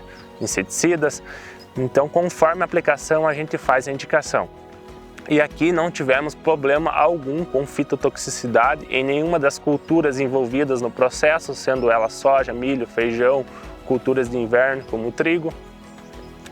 E, pessoal, na parte de nutrição e proteção de plantas, eu vou estar trabalhando 2 produtos aqui hoje, sendo um produto voltado para enraizamento, enraizador, e um produto para a proteção de plantas, que é o nosso Cobre Plus. O nosso Algibe é um produto enraizador que pode ser usado no tratamento de semente, é um produto que pode ser usado via foliar, porém aqui no projeto a gente vem trabalhando no tratamento de semente, em todas as culturas de verão e trigo. Nas culturas de verão, milho, a gente trabalha com 5 ml por quilo de semente. Na cultura de soja, a gente trabalha de 2 a 3 ml por quilo de semente. E na cultura do feijão também de 2 a 3 ml por quilo de semente. O Algibe se destaca hoje no mercado porque é um produto que ele possui 10% de extrato de algas, o que me traz uma boa germinação, uma uniformidade de estande, um maior volume de raiz, uma maior profundidade de raiz, o que me traz, pessoal, uma garantia, um seguro. Lá na frente, por exemplo, se eu for passar por um estresse, eu tenho uma planta que tem maior enraizamento, ela busca maiores teores de água, né? Então ela não vai sofrer tanto com essa escassez hídrica, ela vai ter uma certa resistência. E também, quanto maior o volume de raiz, maior a absorção de nutrientes, uma planta maior nutrida, tem maior resistência a doenças. Então é uma série de vantagens eu ter uma planta bem enraizada. Juntamente ao aljibe, ele vem nos trazendo aminoácidos. Aminoácidos são precursores de proteínas e a planta produz aminoácidos, porém ela tem um certo gasto de energia, então a gente entrega também aminoácidos dentro do aljibe, sendo que dentro desses aminoácidos a gente poderia estar destacando o triptofano. O triptofano é um dos aminoácidos mais caros do mercado, sendo que ele é precursor de auxina, e a auxina é um hormônio que está ligado diretamente ao crescimento vegetativo. Então a gente tem triptofano para a gente ter um maior arranque inicial, maior crescimento vegetativo das culturas. Na parte nutricional do aljibe, a gente trabalha com 8 nutrientes, dentre eles eu poderia estar destacando 3 que eu acho de suma importância, que seria o cobalto, molibdênio, que estão diretamente ligadas aos nódulos de bradyrhizóbio e a nitrogenase. Então, eles são extremamente importantes para esse fator na planta. E também, pessoal, a gente possui um pouquinho de ferro no nosso produto, porque para quem já utilizou o comozinho, já deve ter notado na cultura que logo quando ele emerge, o cotilédone fica levemente amarelecido nas bordas. Aquilo ali é o cobalto que inibe a absorção de ferro inicial. Então a gente coloca um pouquinho de ferro para estar evitando essa situação a campo. E o aljibe, pessoal, ele nos traz muitos benefícios, como eu falei. Ele é um seguro na lavoura. É algo que a gente não quer utilizar, porém, tendo ele a campo, com certeza a gente tem muitos benefícios, é uma segurança, é um alívio para o produtor ter uma planta mais enraizada, não sofrer por estresse hídrico. Então, pessoal, o Cobre Plus, ele também contém bioflavonoides, que são substâncias, são compostos orgânicos que são extraídos de extratos vegetais, e dentro deles a gente traz fitolexinas, que fazem parte da defesa natural de planta, e antioxidantes. O Cobre Plus aqui a gente vem trabalhando nas culturas de verão e inverno, sendo que no soja a gente trabalha como protetor, sendo que a própria Embrapa tem trabalhos feitos em 2014, 2015, onde recomenda sulfato de cobre como protetor em soja. E também, pessoal, na cultura do feijão, como bactericida, né? Para crescimento bacteriano a gente teve total controle, né, de crescimento bacteriano. E na cultura do trigo também vai muito bem para bacteriose. E a gente sempre procura casar a aplicação junto ao fungicida, para que o produtor não precise entrar novamente somente com a aplicação de Cobre Plus. Obrigado, amigo produtor, pela sua atenção. Me coloco à disposição, eu e a equipe da Rudan Agrotecnologia estamos à disposição de vocês. Podem estar entrando em contato com nós, tirando suas dúvidas. Olá pessoal, eu sou a Jéssica, sou gerente de contas da Mosaic Fertilizantes. Estou na Mosaic há quase 5 anos, né, nessa empresa responsável, séria, comprometida e muito bem colocada aí no mercado em que atua. A Mosaic, em resumo, é uma empresa americana, né, ela revende matéria-prima para outras empresas, né, ela é produtora realmente de matéria-prima. E quão importante é a gente falar sobre adubação, né? Que é realmente a comida, né? Um alimento para o nosso solo, para que ele expresse realmente altas produtividades, né? Expresse todo o seu potencial produtivo através aí de altas produtividades, né? Então, pensando em levar benefícios e altas produtividades aos produtores, é que a Mosaic criou 2 produtos aí que a gente tem no mercado, que são os nossos principais produtos, que é o Micro Essentials e o Aspire, que é o que eu vou estar falando aqui um pouquinho hoje para os senhores. fertilizantes. Então, falando um pouquinho sobre o Micro Essentials, né? O que é o Micro Essentials? O Micro Essentials é uma matéria-prima exclusiva da Mosaic. Ela é criada lá nos Estados Unidos e vem aqui para o Brasil para ser revendido aqui junto aos nossos clientes. O que é o produto em si, né? As características. O Micro Essentials é um fertilizante com nitrogênio, fósforo e enxofre no mesmo grânulo. Então ele é um NPS no mesmo grânulo, tá? Falando das matérias-primas puras Micro Essentials, né? Que é o nosso S9 104600 com 9% de enxofre e o nosso 133300, que é um S15 com 15% de enxofre, né? Então, quando a gente fala do enxofre, né, o forte realmente do produto está no enxofre. A gente sabe que o enxofre é formador de proteína, é o que confere peso de grãos, que é aquilo que as nossas plantas precisam, tá? Então, o Micro Essentials ele tem duas fontes de enxofre sulfato e enxofre elementar. O sulfato é aquele que vai ficar prontamente disponível para a planta e o elementar é aquele que vai sendo liberado gradualmente, né? Porque ele precisa se transformar em enxofre e sulfato para a planta absorver. Até isso acontecer, a planta já atingiu a maturação, que é realmente a fase que ela mais necessita desse enxofre, tá? Então aqui na Fubra a gente trabalha fortemente, por exemplo, um S9 73412. Tá, mas eu falei que o S9 puro Micro Essentials, ele é um 104600. Como é que a gente faz para criar um 73412? A gente vai pegar a matéria-prima pura Micro Essentials, vai juntar ali com cloreto de potássio, vai dar o banho de óleo, vai inserir também micronutrientes e tá pronto ali o produto, tá? A mesma forma a gente criar, por exemplo, um 121613, que é uma forma que a gente trabalha aqui para milho, para trigo, para feijão, né? Então a gente vai pegar a matéria-prima pura S15, vai juntar cloreto de potássio, vai colocar ali micronutrientes se for o caso, vai dar o banho de óleo e tá pronto o produto, tá? A Mosaic, quando ela criou os Micro Essentials, ela criou pensando em levar custos-benefícios para o produtor. Então, por exemplo, se o produtor ele usa uma dose X de um 2,20,20 na soja, a gente está falando de um 7,34,12. O 7,34,12 ele é muito mais concentrado do que um 2,20,20. Então, o produtor, para aplicar as mesmas quantias de nutrientes, ele vai acabar diminuindo a dose usando o nosso produto, tá? Consequentemente, né, com essa dose de fertilizantes menor, né, ele vai ter uma diminuição com frete, porque o volume de fertilizantes dele é menor, consequentemente mão de obra também menor, né, para menos para abastecer, realmente tem um rendimento operacional ali muito grande, tá? Então, no caso do Micro Essentials, ele tem um fósforo também altamente solúvel, tá? Cerca de 94% de solubilidade. Então é realmente um produto de qualidade física também muito boa, né, com altas concentrações de fósforo e enxofre. Então, qual o custo que o produtor vai ter, por exemplo, para usar um 73412, né, uma fórmula Micro Essentials? Ele vai estar investindo até 1,5 saco por hectare, né? Mas a gente sabe aí, de acordo com as nossas contas que a gente faz, normalmente o investimento não passa de 1 saco por hectare, fica mais ou menos ali 0,8, não chega até 1 saco por hectare.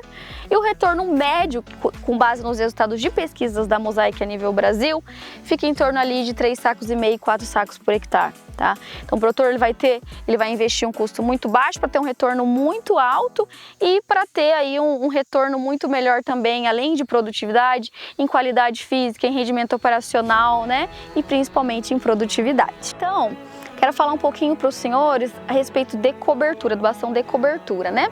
Normalmente a gente utiliza na soja, no milho, no trigo, o cloreto de potássio, que é um 0,060 ali, né? Apenas, né? Então, pensando em levar também boro junto com esse cloreto de potássio, é que a Mosaic criou o nosso Aspire, tá? O que é o nosso Aspire? É um cloreto de potássio com 2 fontes de boro num único grânulo, tá? Então o produtor ele vai estar aplicando aí 2 nutrientes em uma única aplicação, tá? Então a gente sabe que o boro, ele está diretamente ligado à formação de estruturas reprodutivas, né? Que são flores e vagens, é aquilo que a gente precisa, além de tantas outras funções que esse micronutriente desempenha dentro da planta. Então é importante a gente considerar esse micronutriente, porque se ele está baixo no meu solo, eu muito provavelmente estou perdendo dinheiro, né? E não estou sabendo, né? Então é importante a gente considerar esse micronutriente também na análise de solo, para que a gente venha aí ter altos rendimentos em produtividade. Então qual que é o investimento desse Aspire, né? O produtor então ele vai investir ali até 1 saco, 1,5 saco por hectare e também vai estar produzindo aí acima disso, fica bem parecido com o retorno em produtividade do Micro Essentials, tá?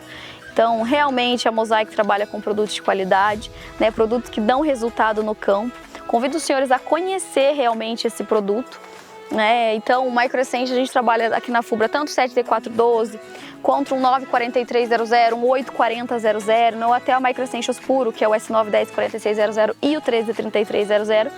E também trabalhamos com a cobertura do Aspire, né, que é um 0058 com 0,5% de boro, né? Esse boro, no caso, parte em borato de cálcio e parte em borato de sódio, né? Então são fontes aí, uma fonte mais solúvel e uma fonte menos solúvel, né?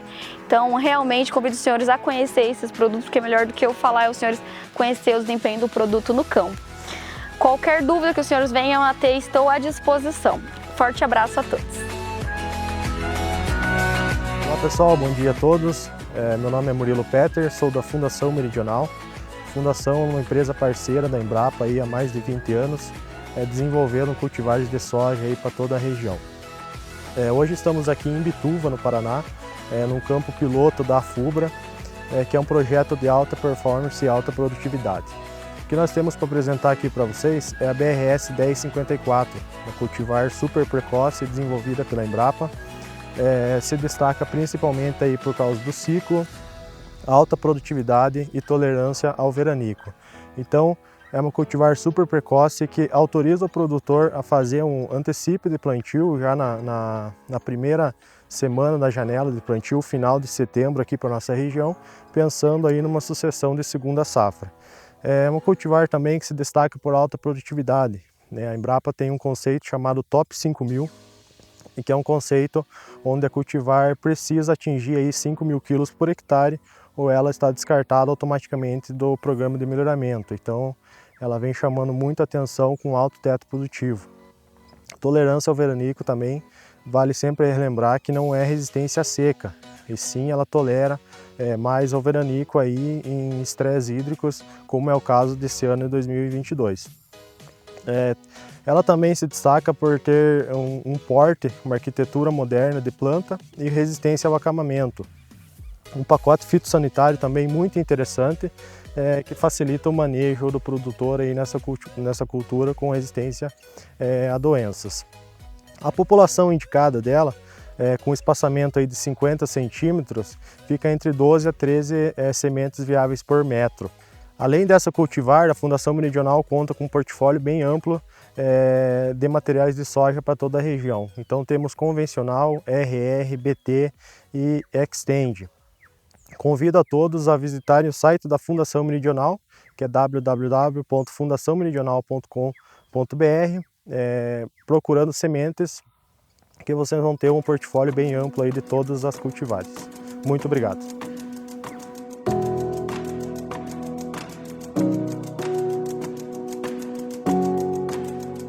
Meu nome é Alessandro Willens, sou engenheiro agrônomo, representante técnico de vendas da marca NK Syngenta na região.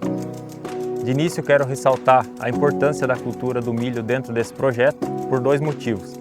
Primeiramente, dentro de um programa de rotação de culturas, pensando na construção da fertilidade do solo, o milho é uma cultura com alta taxa de deposição de palhada, que vai resultar em maior acúmulo de matéria orgânica e ciclagem de nutrientes.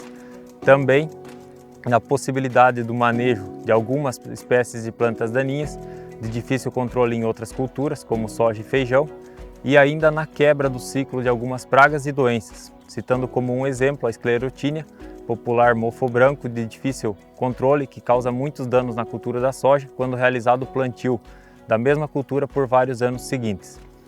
Segundo ponto, quero citar o momento que passamos de elevação nos preços, onde a cultura do milho tornou-se uma cultura altamente atrativa economicamente, extremamente rentável e ainda com boas perspectivas para a próxima safra, tendo em vista a quebra da atual safra de verão em virtude da estiagem que atingiu toda a região sul e a crescente demanda pelo grão, que deve manter esses preços em elevação também para a safra 22-23. Diante desses dois cenários de importância agronômica e importância econômica, quero apresentar para vocês dois materiais de milho de alto investimento recomendados para a nossa região. Ambos os materiais com a tecnologia AgriShare Viptera 3, hoje, sem dúvida nenhuma, a melhor tecnologia do mercado para o controle de lagartas desfolhadoras e lagarta da espiga, e ainda a tecnologia que permite a aplicação de herbicidas com ingrediente ativo glifosato. O primeiro híbrido que eu quero apresentar para vocês é o NK520 Viptera 3, material que foi lançamento da companhia para essa última safra de verão e que veio com um slogan: versatilidade que dá resultado. Versatilidade porque é um material que vem numa linha de produtos com maior rusticidade, que permite seu posicionamento em áreas de médio investimento, com excelente retorno, tornando-se um dos materiais com a melhor relação custo-benefício do mercado, que dá resultado porque ainda assim pode ser posicionado em áreas de alto investimento. Ele vai responder em produtividade, expressando todo o seu potencial. Versatilidade ainda, porque pode ser posicionado na abertura do plantio, início de setembro, e até plantios mais tardios, no pós-fumo, pós-feijão, situações bem comuns na nossa região, né? E plantios aí de novembro, dezembro. Isso graças à sua rusticidade. Dá resultado porque, além disso, pode ser posicionado em áreas de alto investimento. Ainda assim, ele vai estar expressando todo o seu potencial produtivo. Versatilidade ainda, por sua amplitude de plantio, podendo ser posicionado em plantios do cedo, na abertura ali em setembro, até mesmo em plantios mais tardios, pensando num pós-fumo, pós-feijão, situações bem comuns na nossa região, plantios de dezembro ou janeiro, que ainda vai estar tendo uma boa performance. Isso graças às suas características. Em primeiro ponto, podemos citar a tolerância ao complexo de enfesamentos, principalmente para esses plantios mais tardes, é uma exigência de qualquer híbrido, não podemos posicionar um material mais sensível. Qualidade de colmo, sanidade foliar e qualidade de espiga. É uma espiga com bom empalhamento, que impede a entrada de fitopatógenos, garantindo a qualidade do grão. Grão esse que é um semiduro alaranjado, bastante profundo, espiga com 18 ou 20 fileiras de grãos, então temos um elevado número de grãos e um grão pesado, o que consequentemente resulta em produtividade. Outra característica importante desse material é o que chamamos de Stay Green, que é essa capacidade dele em se manter verde, mesmo em condições de estresse, como aconteceu esse ano por causa da estiagem. Então, quer optar por um milho com potencial produtivo que vai trazer segurança? NK520 Viptera 3, versatilidade que dá resultado. O segundo material é o NK422 Viptera 3, um híbrido para você produtor que deseja fazer uma safrinha de feijão dentro da melhor janela de plantio. É um híbrido super precoce, com excelente qualidade bromatológica, pensando em silagem, então é um material de dupla aptidão, grão e silagem, boa tolerância ao complexo de enfesamento, qualidade de colmo, sanidade foliar, qualidade de grão. Trata-se de um grão semiduro alaranjado, extremamente pesado, bastante profundo, bom empalhamento da espiga, que impede a entrada de fitopatógenos, garantindo a qualidade de grão. Um material que podemos utilizar na abertura de plantio, até mesmo naqueles plantios antecipados ainda dentro do mês de agosto, pois seu excelente arranque a frio permite que o material se desenvolva normalmente, mesmo em temperaturas mais baixas, deixando qualquer concorrente para trás. É um material ainda com excelente potencial produtivo, posicionado nas melhores áreas de fertilidade.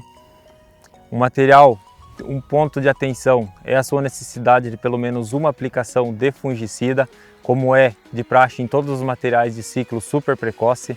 NK422 Viptera 3, genética com rentabilidade e produtividade. Então, para você produtor que vai plantar milho na próxima safra de verão, opte por um híbrido da NK Sementes. Se o seu objetivo é alcançar altas produtividades, o nosso é fazer com que você atinja isso. Bom dia a todos, meu nome é Celso Fidelis dos Santos, sou engenheiro agrônomo, trabalho na Syngenta na região há mais de 7 anos, fico com sede em Irati e atendo todas as unidades da FUGRA na nossa região. Para nós, Syngenta, é uma satisfação muito grande de estar participando deste segundo dia de campo virtual com parceria entre Embrapa, a FUBRA e Syngenta. Para nós, neste momento, temos a oportunidade de trazer ao produtor todas as nossas tecnologias e inovações para a agricultura. No caso, neste evento, nós vamos falar um pouquinho da cultura do feijão, cultura do milho e a cultura da soja. Dentro da cultura do feijão, nós, Syngenta, disponibilizamos aos produtores todo o portfólio completo, desde o tratamento de semente, os herbicidas necessários para a dessecação, para controle das ervas resistentes, os inseticidas para controle de pragas sugadoras e pragas mastigadoras, e também tem os nossos fungicidas para controle de doença. Diante do nosso portfólio, nós temos então o nosso tratamento de semente, que é o Cruiser Advance. Nós temos toda a linha de herbicidas, tá? Que começa desde o Zap, Dual Growth, Reglone, Fusilate e Flex. Nós temos também o nosso segmento de inseticidas, tá? Que iniciamos com basicamente com Actara, Volion Flex, Vertimec, Ampligo, Poclen, Ingeopleno S e o Polo. E neste momento nós temos a linha de fungicidas, tá? Destacando os seguintes produtos: Amistar Top, Mertin, Bravonil e o último lançamento nosso, que é o Bravonil Top. Para você, produtor, buscar altas produtividades na cultura do feijão, dentro da nossa linha, dentro do nosso portfólio, eu destaco 2 produtos, sendo ele Cruiser Advance e Bravonil Top. Esses produtos são indispensáveis para os produtores que buscam tetos produtivos altos. Dentro do Cruiser Advance, nós temos 4 princípios ativos, sendo 3 deles, tá, voltado para controle de doença e fungo do solo, que são metalaxil, tiabendazole e fluxodionil. O 4º princípio ativo na composição do Cruiser Advance é o tiodomexan, que controla pragas sugadoras na fase inicial da cultura do feijão. O produtor que opta para altas produtividades, é fundamental o uso, nem tratamento de semente, o Cruiser Advances, para buscar altas produtividades nesse contexto, porque ele tem nesse prazo de 15 a 21 dias de residual contra fungos, pragas na fase inicial da cultura. Dentro do segmento de fungicidas para a cultura do feijão, nós temos os 4 principais produtos, 4 fungicidas, e destacando inicialmente o Bravonil Top. O Bravonil Top, ele é um produto composto por 2 ativos, onde esses 2 ativos fazem a complementação de ambos, sendo um monossítio do grupo do triazol, que é o difenoconazol. O difenoconazol, ele tem a característica principal para controle de antracnose e mancha angular. O segundo ativo, ele é monossítio, que é o nosso clotalonil, onde ambos os produtos fazem uma sinergia para controle de doenças principais, a antracnose e a mancha angular na cultura do feijão.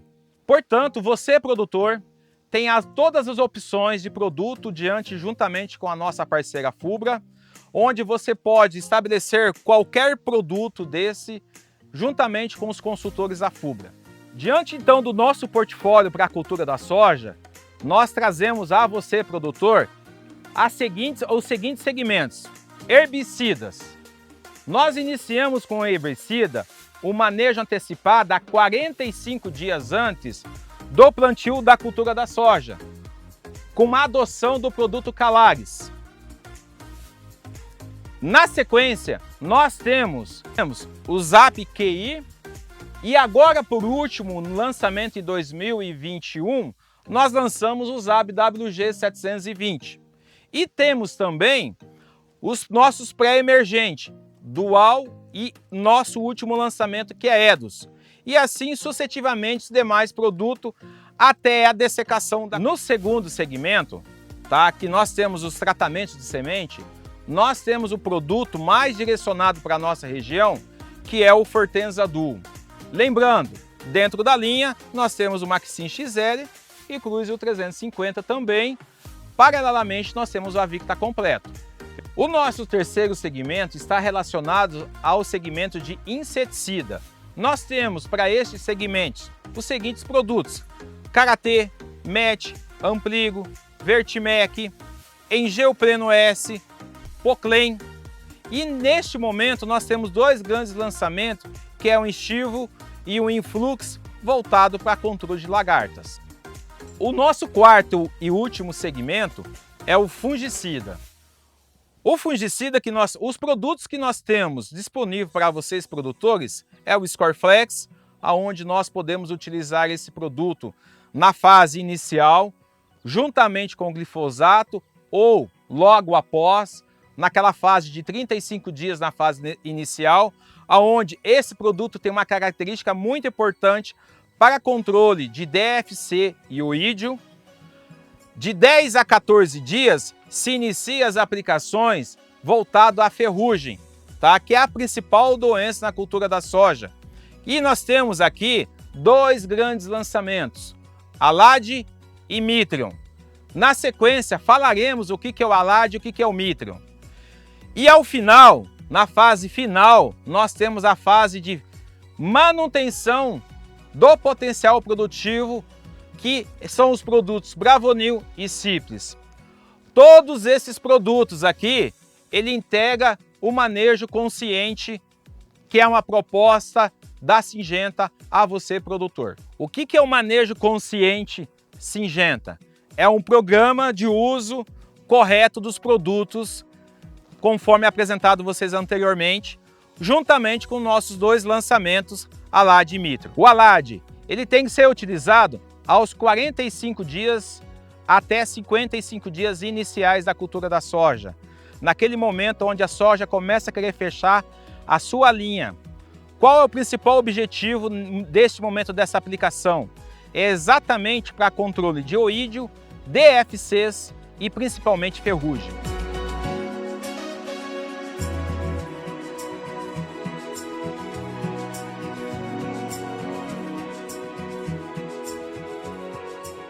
Bom dia a todos, sejam bem-vindos aqui à estação da Embrapa, no segundo dia de campo do projeto de alta performance na produção de grãos com sustentabilidade. Eu vou apresentar para vocês aqui algumas cultivares de feijão, começando aqui com os feijões de grupo preto, o BRS Esplendor. Esse material aqui é muito interessante pela sua sanidade, é o material mais sadio que nós temos do grupo preto dentro da Embrapa. Ele tem um porte praticamente ereto, então facilita muito a colheita mecânica, por ter também a inserção das vagens baixeiras bastante alta em relação ao solo, então você tem uma colheita com pouca perda no processo. Também tem uma característica muito importante desse material, que você não pode adensar demais, então cuida bem disso, tá? Trabalha com uma densidade no espaçamento de 45 entre linha, você pode trabalhar entre 6 a 8 plantas finais, que você vai obter um bom tamanho de grão. Então é um material bastante interessante para você ter aí na sua lavoura. Vamos falar agora do BRS Esteio. O BRS Esteio é um dos melhores cultivares de feijão preto do Brasil. Não é à toa que ele está aqui como principal feijão aqui na URT, nessa URT. Por quê? Porque aqui nós queremos buscar alta performance. E esse feijão, ele é sinônimo de alta performance. Tem alto potencial produtivo, acima de 5.000 quilos por hectare esse potencial dele, por isso que ele está aqui nessa URT, então é o feijão que representa a cultura aqui nessa URT. É um material também que tem essa característica de ter as vagens dele mais alta, né? Então, em relação ao solo, então, desde que você tenha um bom manejo de solo, você vai conseguir uma colheita bem satisfatória, com pouca perda na colheita. O ciclo dele aqui para a região é um ciclo normal, vai dar aí de 85 a 100 dias. Ele tem uma boa sanidade em questão de antracnose. Só cuida aí com o crescimento bacteriano, que ele é mais suscetível, né? Mas ao você usar aí os produtos que nós temos aqui o parceiro Rudan aqui no projeto, tem o sulfato de cobre deles, que é muito bom para esse controle e não tem problema nenhum. Então é um material que realmente todo produtor de feijão deve conhecer, deve experimentar, porque ele vai dar um bom retorno para a sua propriedade. Agora vamos falar aqui do BRS FP 403, é a nossa cultivar de feijão mais nova, né, último lançamento do Grupo Preto. Ele é tão produtivo como é o Esteio, que eu acabei de falar. Então é um material bastante competitivo, né, no mercado. É o maior grão preto que nós temos dentro da Embrapa, então ele também é muito importante nessa peneira que vai predominar em torno da peneira 13. É um material que tem uma boa sanidade aí para a questão de Fusarium, tolerância ao grupo Fusarium, a questão de Fusarium oxysporum, também Fusarium de solo, também Solane e outras espécies, tem uma tolerância razoável. Então é um material que se encaixa muito bem nessa questão de solos que não são bem manejados aí por essa tolerância. Só cuida contra a tracnose, né? Ele é suscetível, mas se você fazer o manejo correto aí, a tracnose é uma doença que você consegue fazer um controle tranquilo. Então também uma outra opção que não deve faltar para o produtor. Esse feijão aqui é bastante interessante, ele é do grupo Carioca, o BRS FC 104. Ele tem o ciclo mais rápido entre os feijões registrado no mapa, tá? Então o ciclo biológico dele, eu estou falando da emergência até a maturação fisiológica, ele vai dar em torno de 65 dias. Pode contar 5 dias aí para emergência, mais 5 dias para perda de água. Pode fechar aí em torno de 75 dias do plantio à colheita desse material. Então é muito interessante porque você consegue uma rapidez, você consegue economia aí de fungicida, de outros insumos, porque você tem um ciclo bastante rápido desse material. E o que surpreende muita gente que além de ser rápido, ele é bastante produtivo também. Então é um material aí que você pode ter um potencial de 3.800 kg por hectare e nós temos obtido aí em áreas irrigadas até para uma produtividade bem maior do que essa também.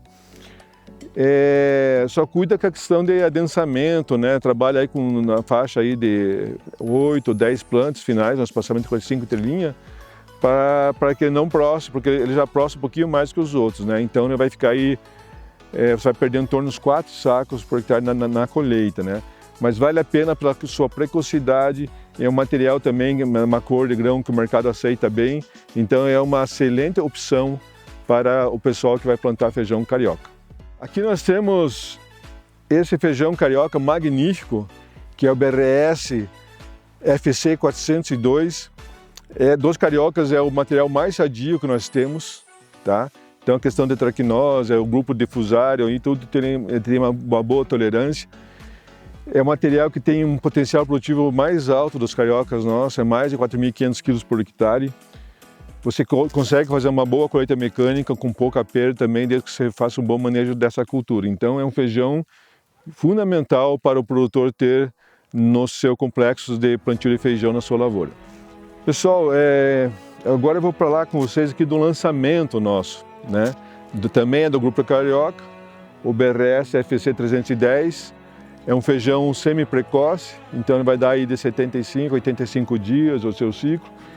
É um material que tem um porte bastante interessante, né? Bastante semi-processado, mas é mais indo já para porte ereto. Então facilita muito a colheita mecânica com pouca perda desse material. E tem uma sanidade bem interessante para o complexo de bacteriose. Então para cultibactério e para crescimento bacteriano comum do feijoeiro, ele tem uma tolerância bastante interessante. Isso é uma raridade entre as cultivares de feijão, né? Ter essa condição. Então, tem uma cor também bastante interessante para o mercado aceita bem a cor desse carioca. Então, com isso, é uma excelente opção aí para o pessoal enfrentar, né, essa questão de uma cultura que é mais delicada, né, que tem que ter mais cuidados. É um material que dá essa segurança para o produtor. Olá, pessoal. Meu nome é José Luiz Cabreira, sou analista da Embrapa Arroz e Feijão, uma das unidades da Embrapa situadas em Santo Antônio de Goiás, estado de Goiás. E nós estamos aqui numa unidade de referência técnica que nós denominamos de produção de grãos de alto desempenho. É uma parceria que nós temos aqui com a FUBRA e outros parceiros da cooperação técnica. E o que envolve dentro dessa unidade de referência técnica são as commodities soja, milho, trigo e não pode deixar de faltar o feijão. Então, o intuito disso aqui são vários motivos pelos quais nós estamos validando várias tecnologias já geradas pela Embrapa. E nós queremos conhecer o desempenho com metas estabelecidas dentro desses quatro produtos. E nesse momento aqui nós queremos mostrar o produto feijão. O portfólio da Embrapa Arroz e Feijão, quanto às cultivares que nós estamos utilizando atualmente, promovendo, divulgando, levando para os diversos estratos dos produtores, são os 3 segmentos de feijões que se consomem no Brasil. Nós estamos aqui num plot de feijão especial. É o nosso BRS Ártico. Esse é um material do grupo de feijões especiais, onde os nichos de mercado são mercados externos, são feijões tipo exportação. O BRS Ártico é um material totalmente branco, graúdo, é um feijão denominado na cozinha brasileira e estrangeira como um feijão gourmet. O Brasil ainda importa muito feijão branco da Argentina e a Embrapa já está disponibilizando para os produtores o BRS Ártico, um feijão tipo exportação. No Brasil se consome em vários pratos, então a Embrapa está disponibilizando esse cultivar para os produtores que buscam nicho de mercado tipo exportação. Nós temos cultivares também de outras cores. O BRS FS 305 é um material rajado, tipo calima, pouco consumido no Brasil, porém os mercados europeus demandam muito esse tipo de grãos. Temos também um material que já é bastante consumido no Brasil, que é o BRS MG Realce. Então o BRS Realce, pessoal, é um material também bastante consumido no exterior, porém o brasileiro já está tomando gosto para consumir esse tipo de grão. Dentro desse portfólio de feijões tipo exportação, a Embrapa tem lançado outros cultivares muito atrativos para a exportação, onde tem seus nichos de comercialização bastante acentuados. Nós temos o BRS Embaixador, esses 3 que já numerei, a começar pelo BRS Ártico, BRS FS 305 e o BRS MG Realce. Esse não é nosso portfólio para feijões exportação. Mas na sequência, e tomando o caminho do nosso colega Marcos Marangon, que falou sobre os 2 segmentos que são os mais importantes consumidos no Brasil, a começar pelos feijões pretos, né, que são bastante consumidos no sul do Brasil e em alguns estados do sudoeste, como Espírito Santo e Rio de Janeiro. Nós temos a grande fatia do mercado consumidor no Brasil, que são os feijões cariocas. Dentro desse segmento, nós temos a BRS Estilo, é um feijão carioca, é o nosso carro-chefe dentro da indústria empacotadora, é um cultivar muito atrativo aos olhos do consumidor, pelo seu formato, pela sua coloração e pelas suas qualidades organolépticas desse material. Mas a Embrapa não pode parar por aí. Então, ela quer superar a cada lançamento, a cada indicação de novos materiais, com qualidades mais atrativas, mais produtivas, com qualidades de precocidade, qualidades que agradem o produtor, mas ao mesmo tempo que agradem o consumidor final, que somos nós, né? Então nós queremos ver por parte do produtor, que são os focos colocados como primordiais dentro dos programas de melhoramento, essas cultivares que tenham uma caixa de produtividade bastante elevada, que tenham uma arquitetura ereta, dirigida para a colheita mecanizada direta, que tenham uma certa precocidade e a sanidade. A sanidade é um dos parâmetros mais importantes que uma cultivar de feijão possa trazer na construção genética, porque o produtor tem que investir menos em agrodefensivos e levar um produto de melhor qualidade para a mesa do consumidor. Esses são um dos grandes lances que os programas de melhoramento genético dentro da Embrapa preconizam. Em seguida, nós temos lançado recentemente o BRS FC 409. Este também é um cultivar do Grupo Comercial Carioca, só que com características de biofortificação. O que significa isso? Através da pesquisa, tem sido feito a inserção de altas teores de minerais como zinco e ferro, além de proteínas, que é um cultivar a BRS FC 409 para satisfazer nichos de mercado onde as populações menos favorecidas têm que captar sua alimentação rica em proteínas e esses nutrientes, os minerais que fazem a diferença na nutrição do ser humano, que é o zinco, o ferro, a proteína.